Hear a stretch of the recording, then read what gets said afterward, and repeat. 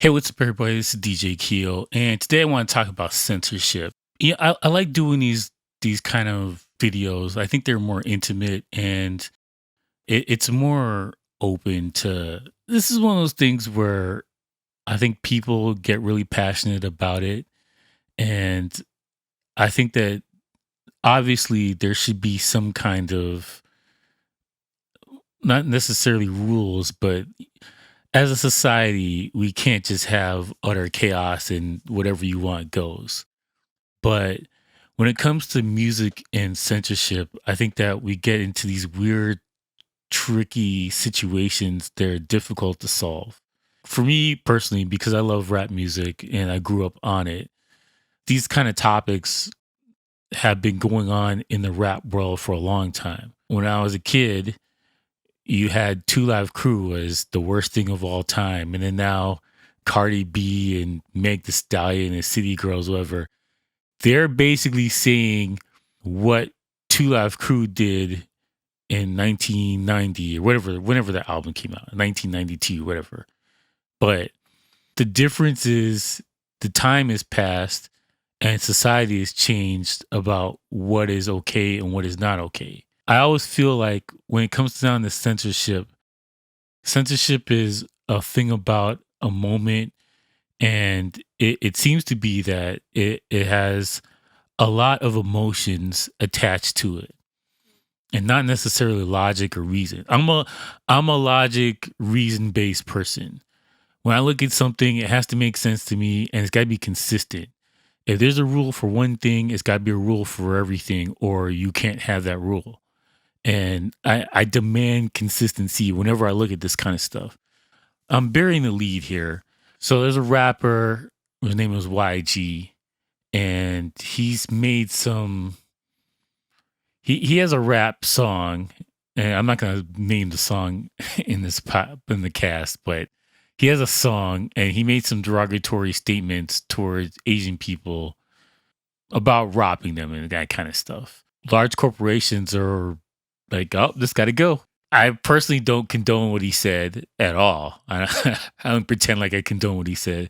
What he said was whack. But when people talk about cancel culture and this kind of stuff like that, I think that the best way to deal with it is just not to support a person, not don't buy their thing. I don't like the concept of banding together and saying, well, this person can't exist in the earth.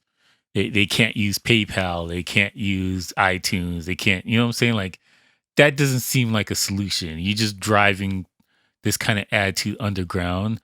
I think that ultimately it comes down to just don't support it. If you don't like what he said, don't buy his music. Don't go to his concert. Don't watch his video. But people get the message. People generally want to reach a wide audience as possible. And unless they're just trying to be edgy, got to talk about Lil Nas X. Like here's another situation where this guy's trying to be edgy. He basically made a bland, basic song and chose to market it by being as edgy as humanly possible without breaking the lines. And a lot of people were upset about it. Like people were losing their minds over it. And I looked at the video and I was like, well, it's not for me. I mean, like we've been trying to cancel edgy and I'm using edgy as a euphemism, but people have been trying to cancel things that they didn't like, whether they thought it was racist or they thought it was sexist or some kind of ist, whatever it is. People have been trying to cancel stuff. So, we've gone through this over the decades. And people have said Marilyn Manson can't exist. And yet Megadeth can't exist. Uh, you know what I'm saying? Like it goes on and on. Public Enemy can't exist. Two Live Crew can't exist. There's a bunch of people that just took it upon themselves to be like, well, I don't want this being out there. I agree about kids. I agree with that. The solution was parental advisory. I agree with that. Like the little kids shouldn't be listening to music at a certain age group if the topics are mature. But I don't think that you should get to the point where you make it disappear out of the earth.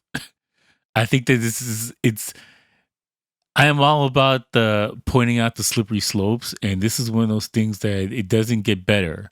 Book burning doesn't work. Basically, what you do, you make a big deal about something, you draw more attention to it. What's the phrase? The Barbara Streisand effect. And, for those who don't know, Barbara Streisand had a house and she tried to block it from being seen on a map. So what happened? More people wanted to see this house. Rather than if you just let it be, it would have disappeared. No one would have cared about it. It would have gone away. But by you making a big stink about something and making it more enticing, you've just encouraged more people to want to see this thing. And this is where we're at.